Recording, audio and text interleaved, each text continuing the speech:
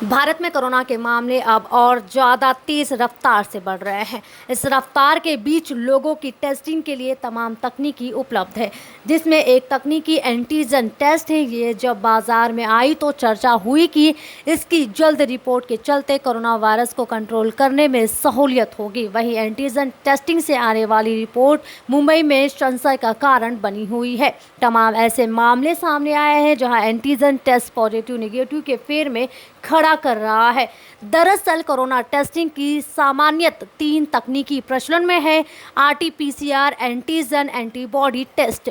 शुरुआत में RT-PCR तकनीकी का ही प्रयोग था, बाद में एंटीजन तकनीकी प्रचलन में आने लगी क्योंकि इसमें टेस्ट के कुछ घंटों में ही परिणाम सामने आ जाते हैं।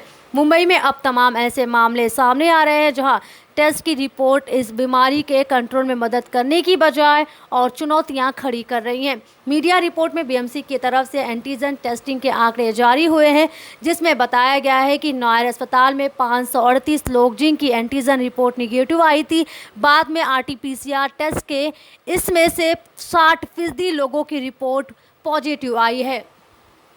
इसके अलावा कस्तूरबा अस्पताल में भी ऐसे ही मामले सामने आए हैं। BMC ने कुल मुंबई में जितने सैंपल लिए जिनमें एंटीजन टेस्ट में जिनकी रिपोर्ट निगेटिव आई, उसमें से 60% से ज़्यादा सैंपल RT-PCR टेस्ट में पॉजिटिव सामने आए हैं। आंकड़ों की पॉजिटिविटी निगेटिविटी संशय खड़ा कर रही है कि एंटीजन कराने वाले लोग आखिर बीमार है या बीमार नहीं है।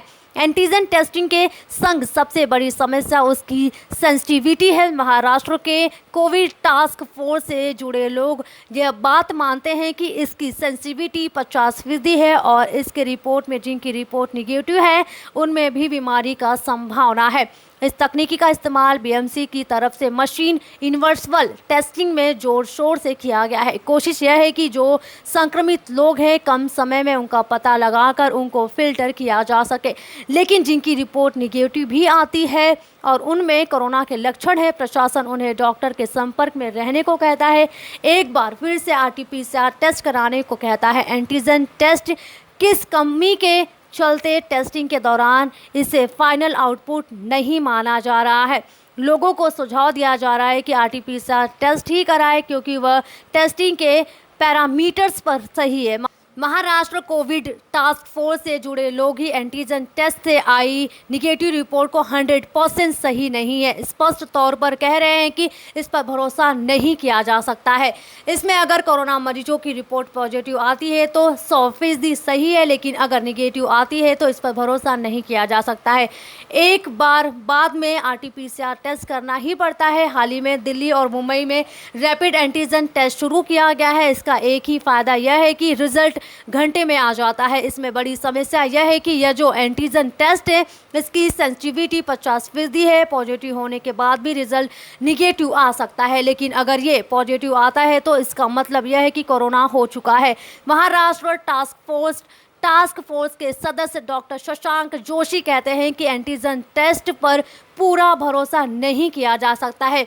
वे सुझाव देते हैं कि डॉक्टर के संपर्क में रहिए, पॉजिटिव आता है तो ठीक है, लेकिन निगेटिव आता है तो फॉलो करना पड़ेगा। मुंबई में BMC की तरफ से यूनिवर्सल टेस्टिंग प्लान चल रहे हैं।